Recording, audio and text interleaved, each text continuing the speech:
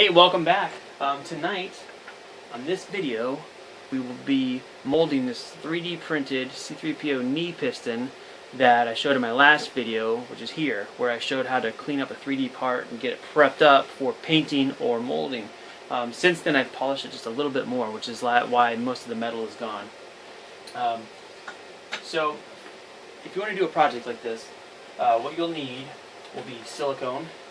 I'm using Smooth-On Mold Max 30, which is a 10-to-1 ratio mixing silicone, and because the mix is so specific, you're going to need a scale.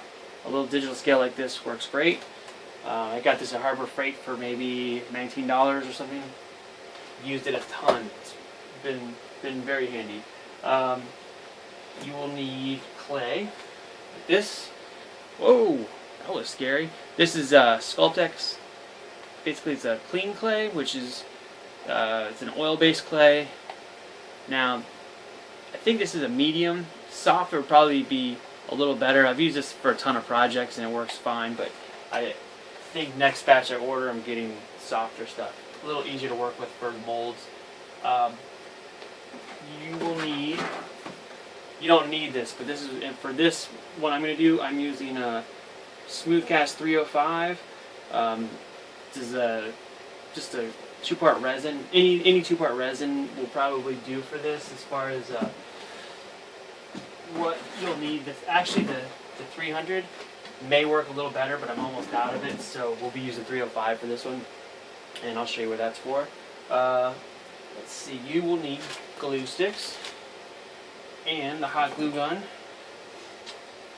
You will also need foam core, which is, if you've never used foam core, it is basically a piece of foam sheet laminated with paper. So it's nice and rigid, it's real light, and it's very cheap, like $2 for a sheet, $2.50. Very easy to cut and glue. You can always use wood or plexiglass or any surface that is nice and flat and is somewhat sturdy is fine for making your mold box. So definitely you'll need that. And I feel like I'm forgetting something. Let me see here. I think that's it. One thing that is good to have for some of these silicones, like the Mold Max 30, you should use a vacuum chamber to degas the bubbles from the silicone. I don't have one, but I will be building one in a future video. I have the parts to make one now, so I'm going to be setting that up. But I've done lots and lots of molds. I'll show you a stack of molds that I've done without degassing this silicone, and they've all worked fine. I just pour it really high. You do a little thin stream called a high pour. That's what people say. And when the stream is so thin, I'll let most of the bubbles out of the silicone as you make the pour. And I'll show that later, and you'll see what I mean. But that's the basics. If I'm forgetting anything, you'll know soon enough. Besides the other basics, stir sticks for the silicone, rubber gloves are good. Avoid latex gloves with silicone. If they touch, it can affect the way the silicone cures. So nitrile or vinyl gloves seem to be a little bit better choice. Some kind of razor will be handy, a cutting device. And I think that's it for now. I'm going to get set up and we'll go over the basic clay up of the part and get that started. I'll see you guys in a minute. Alright, so the first thing we're going to do is I'm going to take this part and I'm going to figure out basically where it's going to fit on this board, and then I'm going to mark this off and use some kind of a straight edge here to just give an idea where I'm going to cut this. And with a trusty razor, I will chop this thing down a little bit.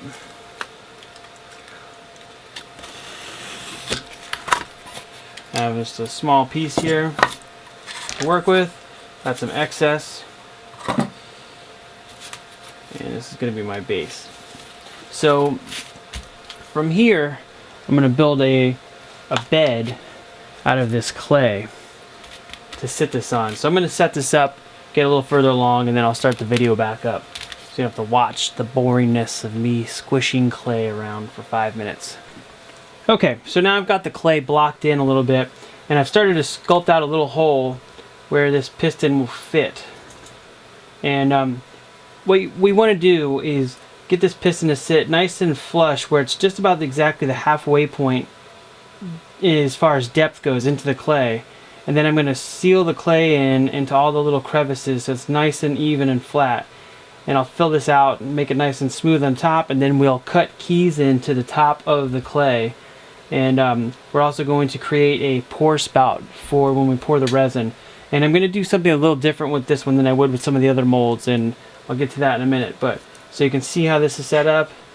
I'm going to go ahead and get this evened out, and I'll come back right before we do the keys and show you what I'm going to do. So I'm back here, and the clay layup is pretty close to complete. It's nice and flat, and the item is stuck in the clay pretty evenly. Now you'll notice if I put this vertically that there's a slight tilt to the part. Now this is done on purpose because of these ridges. When I do the pour, there's detail at the end, so I don't want to pour in through either end and have to trim off a sprue where there's leftover resin. So I'm going to pour into the top this way. So I'm going to create a pour spout in this area somewhere, but each one of these little ridges will collect air.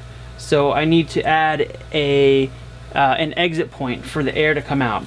So that's why this has a little tilt to it, so that the air will come up to the tops of these ridges, and I will create points around here. Sorry if my hand's in the way.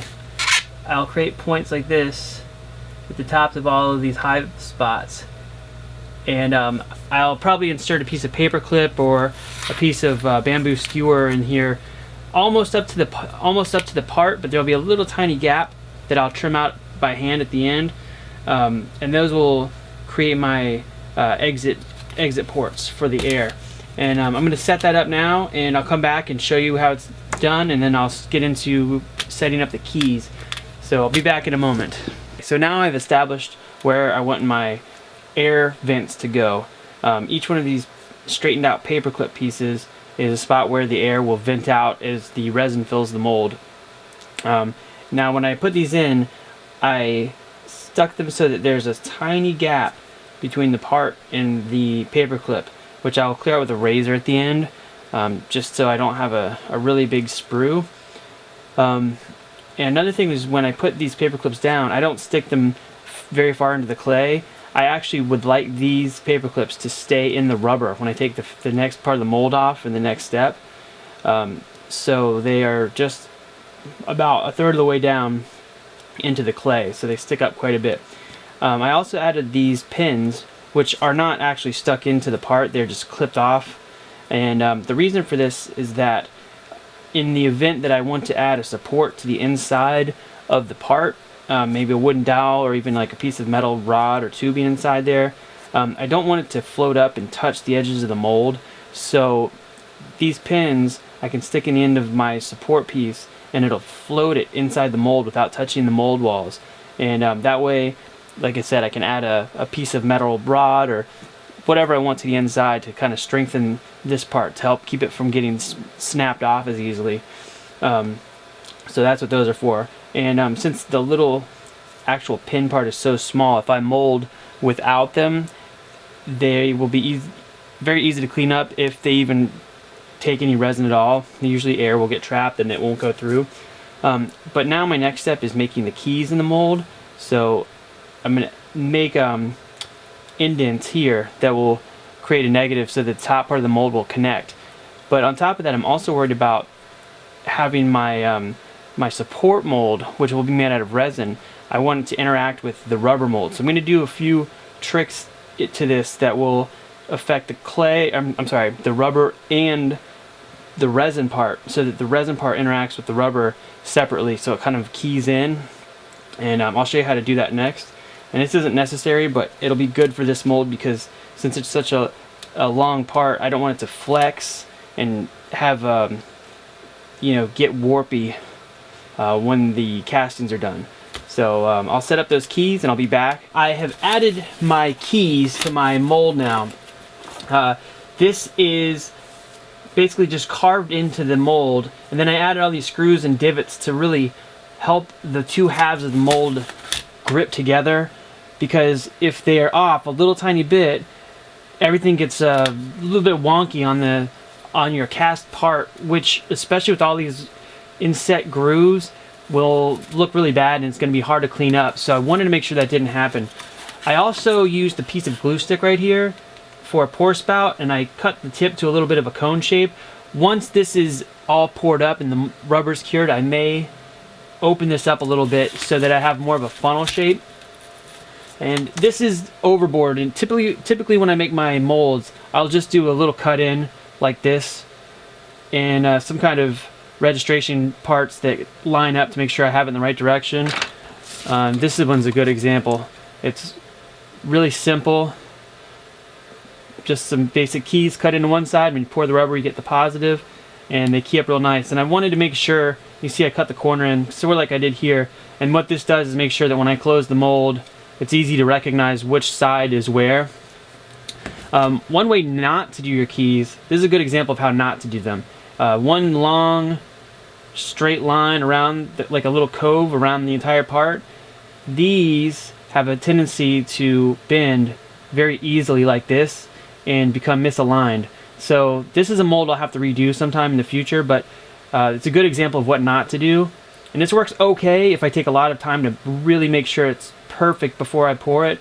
But with a mold like this, I can just slap it together and it pretty much lines up perfectly every time. So don't do this. This is crazy. You probably don't need to go this far, but I really wanted to make sure this one doesn't get out of alignment. So here's a look. Next I'm going to add the mold walls, and I'll come back when those are done. I'm back, and I have built my mold box just out of some foam core. It's just hot glued, cut to match the clay. I went around the inside and sealed up all the little gaps on the insides of the what is this stuff called? Foam core. Yeah, foam core. Good job, Gordon. And you'll see I added these teeth. Now, I don't know if you can see this in the camera, but they don't touch all the way down to the clay. Now, what these do is they act as keys for my support mold. So when I pour the rubber, it'll come up to, there's a little line in here. It's very faint because I drew it with a very hard pencil. So a little line, the rubber will come up most of the way, and then the rest I'm going to fill with a 2-part resin, and that will fill in those little keys. And then the support mold will lock to the rubber mold underneath and ensure that it doesn't flex and that the part stays nice and straight. And while I was setting this up, I also set up this small part here, which is the C3PO little neck valve piece, and there's some little keys inside. I'm going to mold this so that it can be made as one part, just a single pour, or I can mold both halves and have the detailed back that looks the same as the 3D print. So it'll just give me options.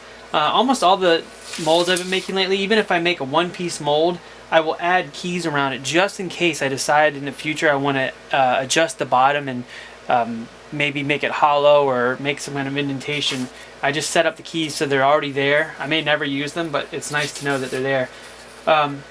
Now, a good way to figure out the volume for this, for how much rubber you'll need, is to use some rice, or I think this is some kind of little pasta. I don't know what these are.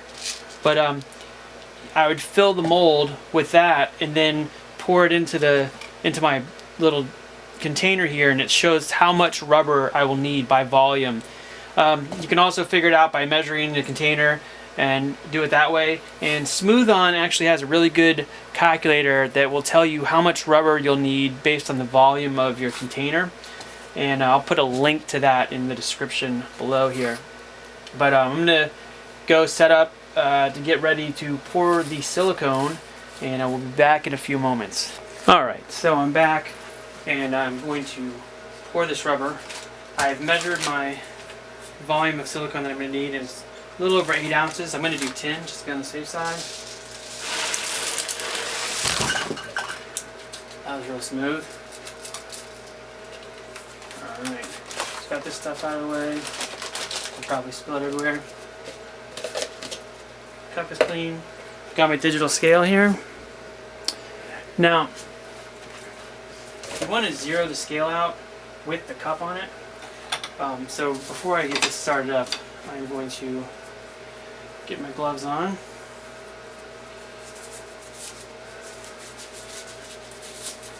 Of course, these gloves are a little bit tight.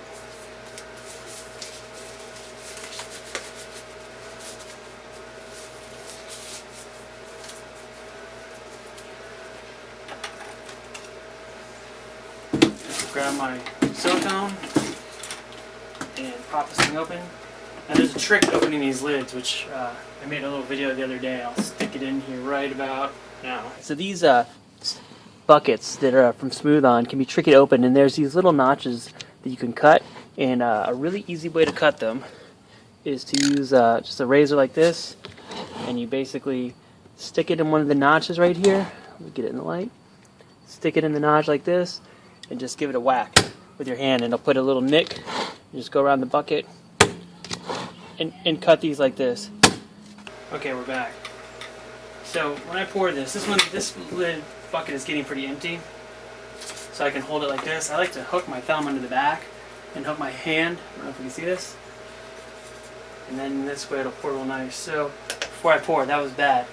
I'm going to turn the scale on and make sure it zeroes out. It'll be good if my scale works. I think my battery might be starting to go. Let me check here real quick. Alright, batteries are fixed. So you want to zero out the scale with, sorry about that, I'll move this out of the way. You want to zero the scale with the cup on top. Now I'm going to pour my 10 ounces in here. This definitely is easier to pour as the amount of silicone in the bucket gets lower. And we are about more. 8. There we go. Just about 10. So we are at 372 grams of silicone. Now it's a 10-to-1 ratio for the catalyst, which is right here. So I'm going to do 37, which will be sufficient. I'm going to write this down. I have to go stir up my my silicone rubber part B. Now this should really stir this, but I'm going to shake it for about 5 minutes and I'll be back. This is all stirred up now, and I'm going to pour my 37 ounces in here. Sorry, 37 grams. Just about there.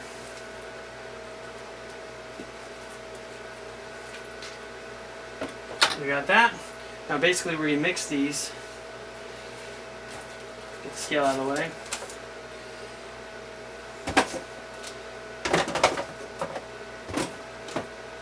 Set that there. This red stuff is not good to get on you, so don't get it on you. Plus it'll stain everything. So we're going to mix this thoroughly. I stir this stuff for a few minutes, and always want to scrape the sides of the container. You don't want any unmixed materials to be in here. So when it's done, it should be perfectly even. You don't want any marbling of the rubber.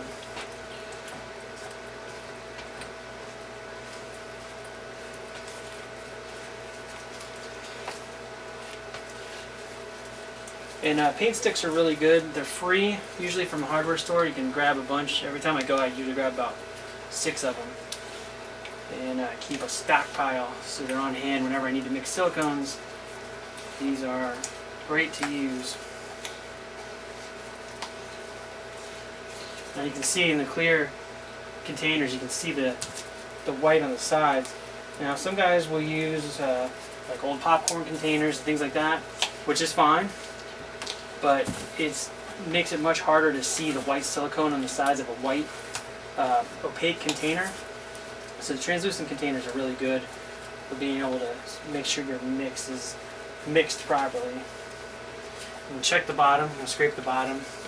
And the good thing about paint scrapers is they're flat, where like popsicle sticks, if I ever use popsicle sticks, for the small amount like this I could probably use a popsicle stick, but I will snip the rounded end off, which makes it a little easier to get that bottom bit of silicone mix off the bottom of the cup. Make sure there's no white on there. You see I set my GoPro up here. Let's see if I can turn it on. And then I will try to get some video up close as I do this.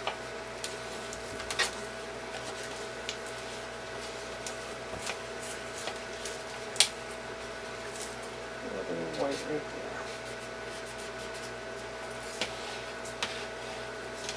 Another good thing to do is scrape the stick off, because the stick will have some pre-mixed silicone on it.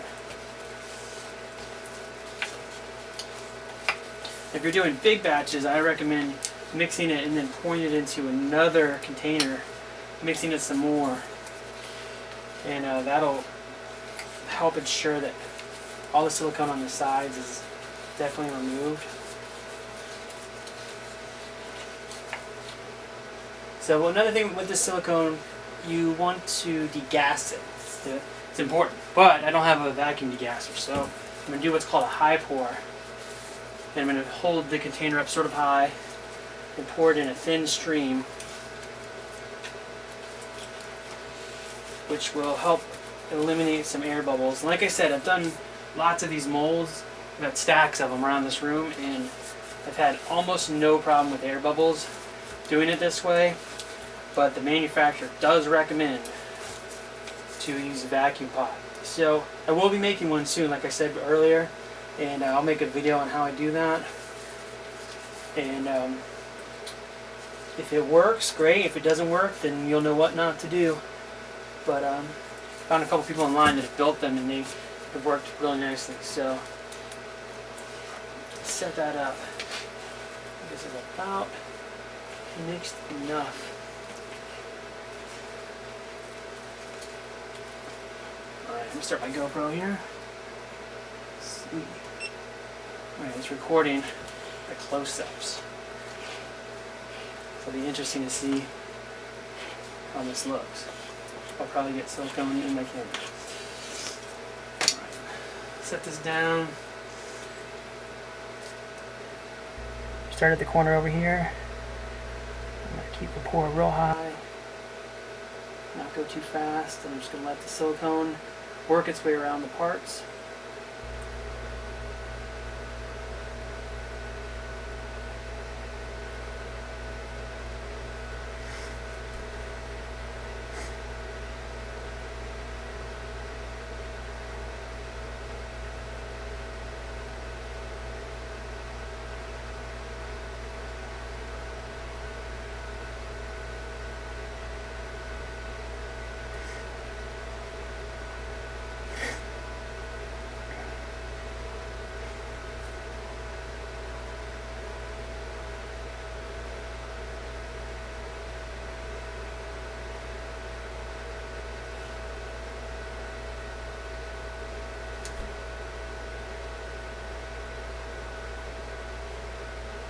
Real exciting.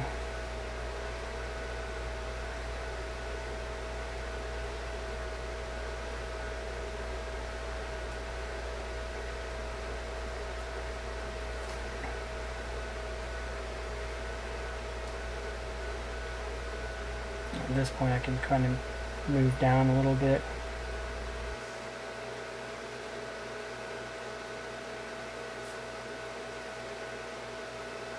See it filling in all the little gaps.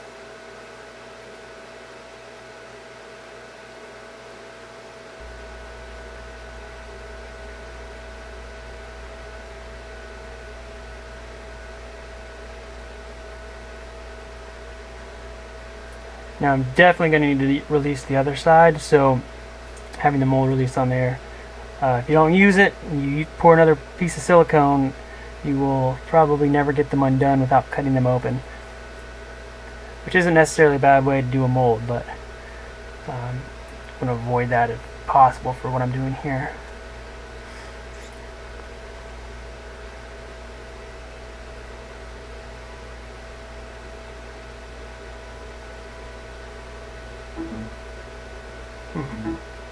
I have my computer turned off.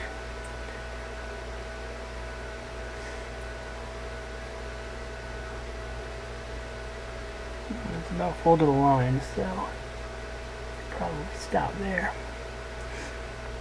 Let that settle out. A little bit left. Pour it down in here. Won't hurt anything.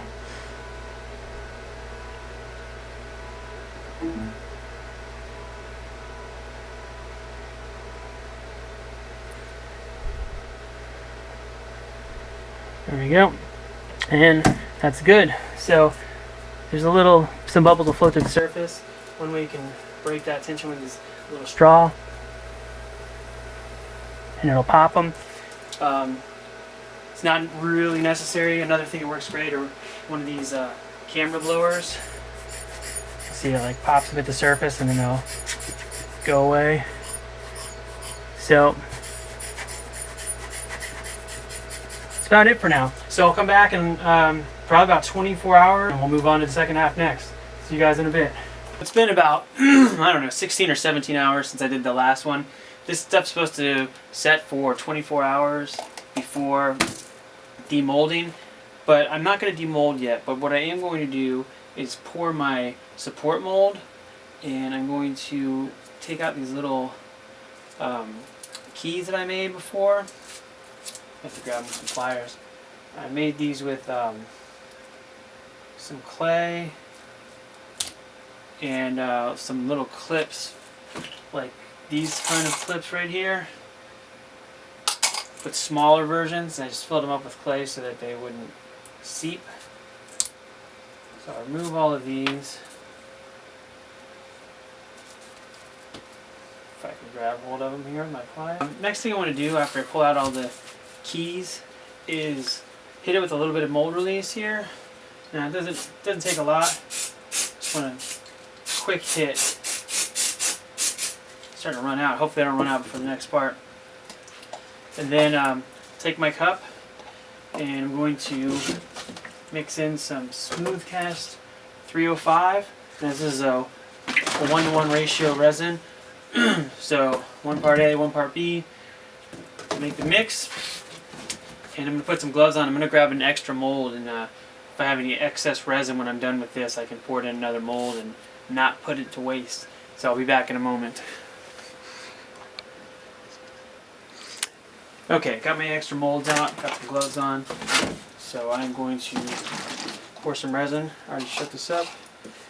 So this is a 1-to-1 ratio. So we're going to do about 5 ounces. 20. We got 2.5 of A and 2.5 of B. There we go. And we'll stir this up real thoroughly. And this doesn't kick off as fast as the 300. This is 305, smooth cast 305. It gives you a little bit longer working time, but the 300 goes off a lot faster. So I'm going to pour this in here.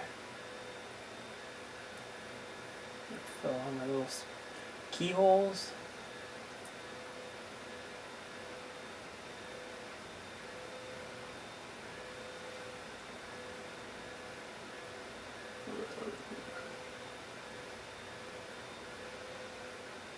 Probably pretty good. And I got quite a bit left, so I'm going to do a few R2 parts here. This resin should be kicking off pretty soon, so I'll let the camera run and see how long it takes. This stuff kicks off slower than the Smoothcast 300, like I mentioned before, and it looks like it's starting to go now.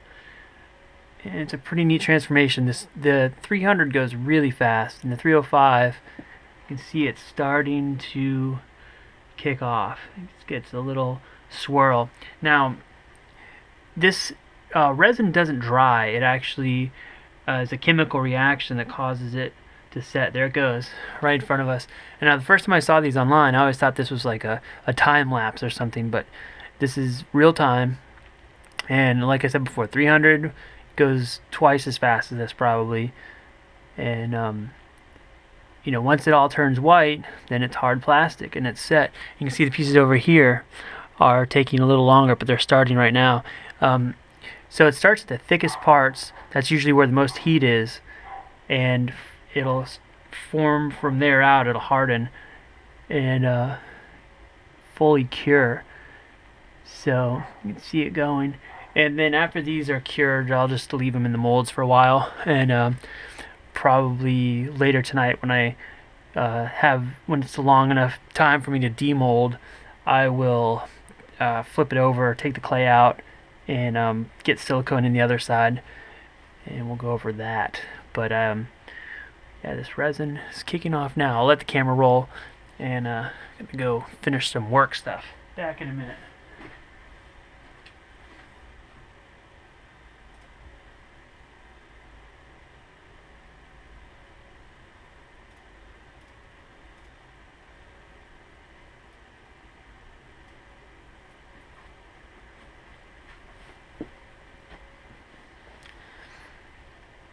And you can see where the little keys are. It's still not quite cured yet.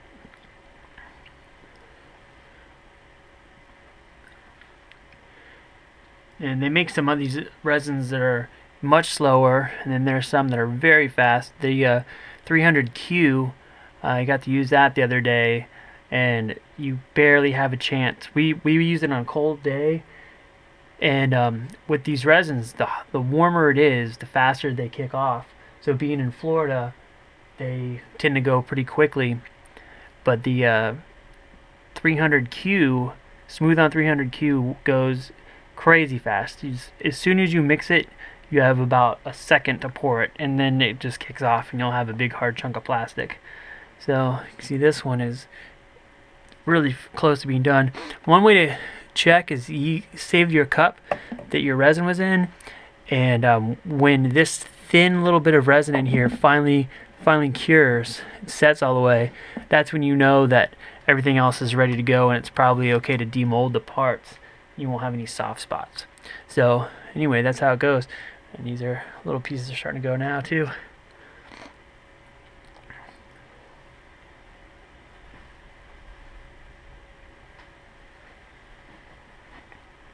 But we'll come back to these later and get the other half of this mold started. It should be exciting. And let's pop open this mold and see what we got.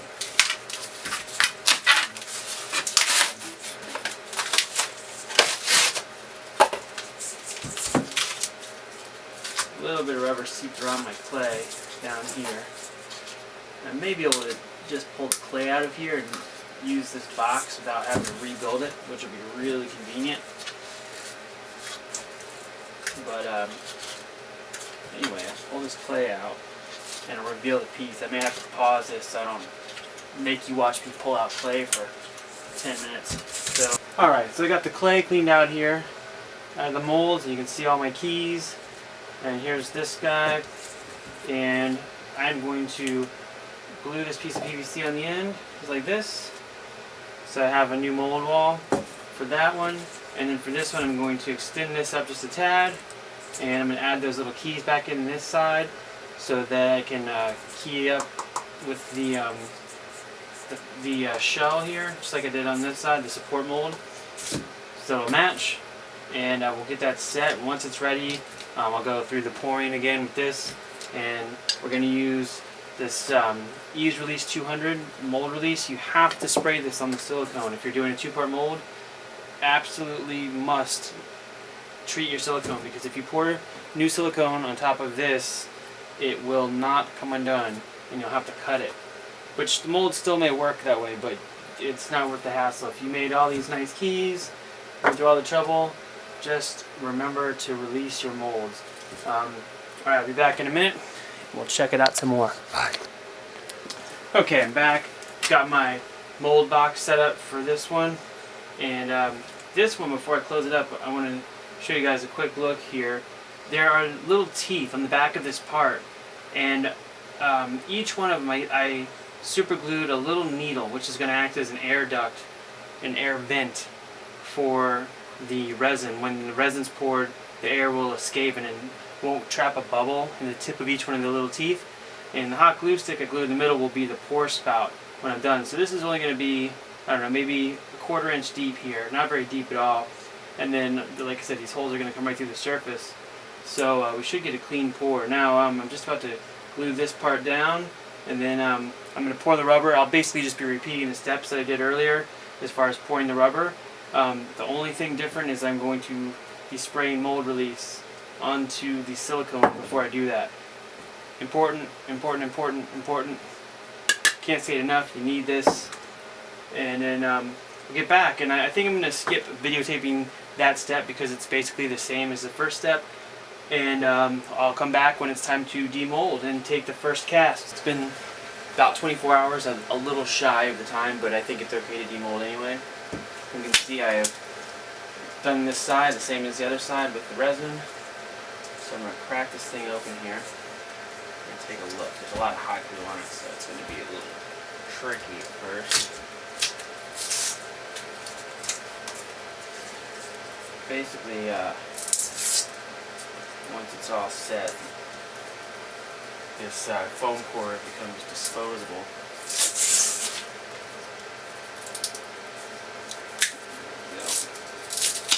Break a corner open here.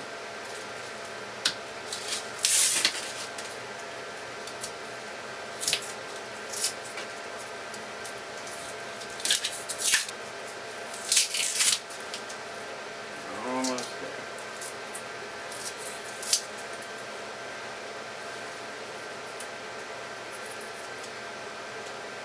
See what we got here.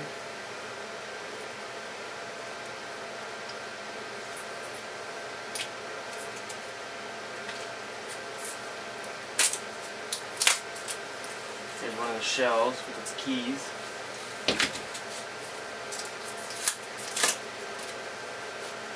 Get that one off.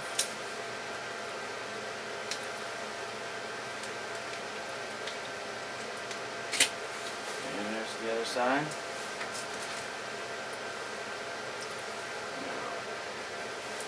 I think I released it, but a little bit seeped in between the sides where there's not release, so I'll have to break through that little section here to find my seam line. Which hopefully isn't too tricky. We'll find out in a minute.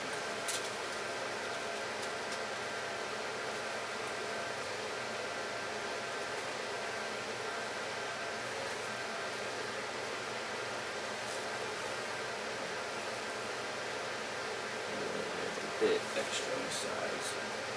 See if I can find the pour spout. There we go. That'll help me figure out where my seam is.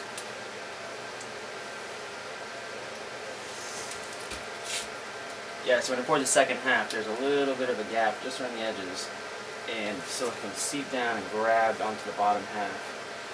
Once I get through that, it should open up just fine.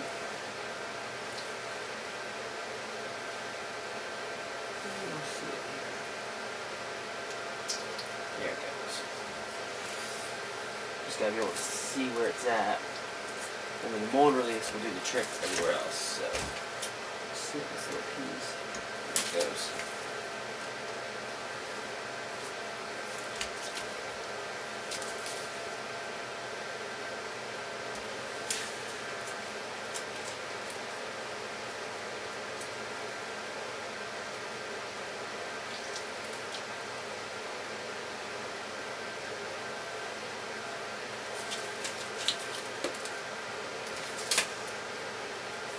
So you can see where it's grabbing. It's just at the very surface. The rest is coming undone nicely. There's a little tiny layer to break through.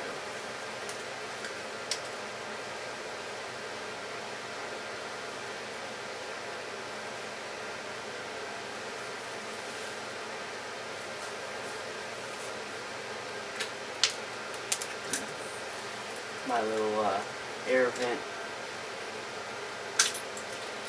pieces are popping out. There we go.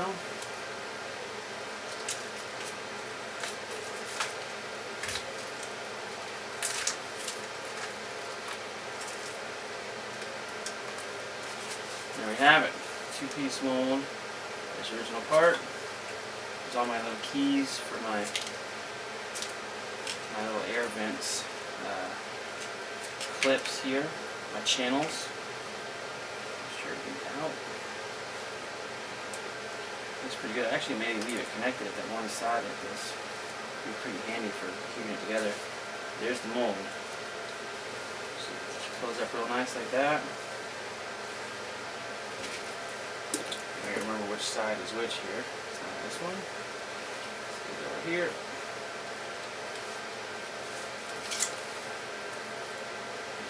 There we have it. Nice hard shell that we can clip shut with some rubber bands if needed. And a really, really positively matching set of keys, which is real nice. So go ahead and pour one up, see what it looks like. Check it out. Okay, I'm set up to do some resin. So I'm going to pour probably about 4 ounces. I think that'll be enough. If it's not, I can always do some more. 2 part 8.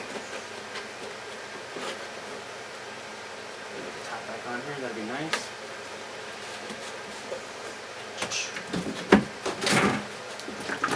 2 part B. I got a stir stick handy, and I do. Maybe I should tint this, just for fun. Let me see if I can find some tint here. My mess of a desk. Nah, forget it, we'll do it next time.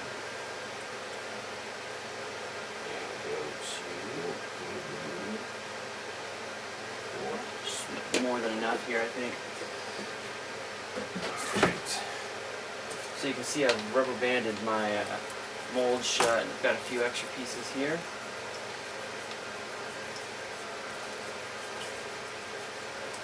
This little guy in the front. And this looks pretty well mixed.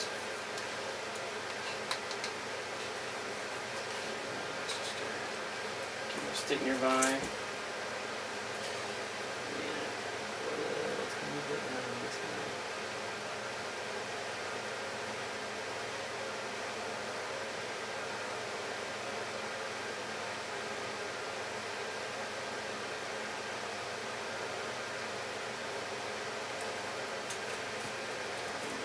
Around. Trying to make sure that the inside kind of covered up here. Hopefully get air bubbles out. I won't know. Sometimes these first couple times doing a mold, gotta figure out the tricks to it. Hopefully it'll fill out the way I want it to. So I may have to open these vents up just a tiny bit more so they don't trap air. We'll find out soon enough. So we'll be back in about 15 minutes and we'll check on those and see how they do. Alright, I'm back. I ran out of memory again. This project is cursed with running out of memory in the middle of the parts. And here we go. Here's the parts. We're going to demold. This is the second one that I'm doing. I haven't had a chance to look at these yet, so let's see how they worked. See if I can get it.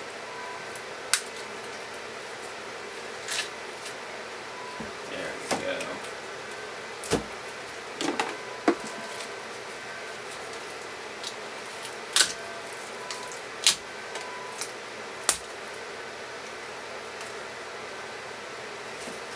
Dig in here and get this piece out.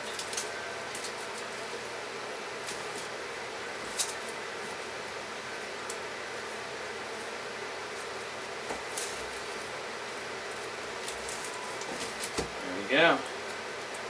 Came out real nice. So here's the knee piston.